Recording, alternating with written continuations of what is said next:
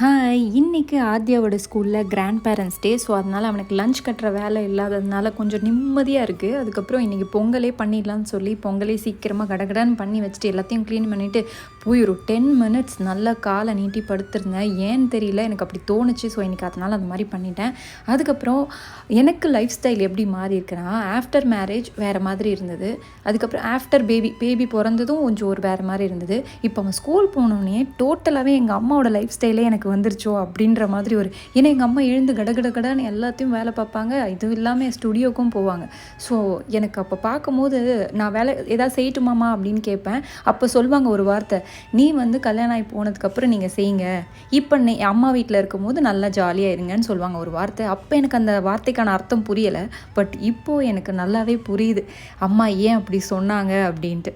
So உங்கள் life style எப்படி மாறி இருக்குது அப்படின்னு கமெண்ட் பண்ணுங்கள். இன்னொரு வீடியோவில் பார்க்கலாம். பாய்.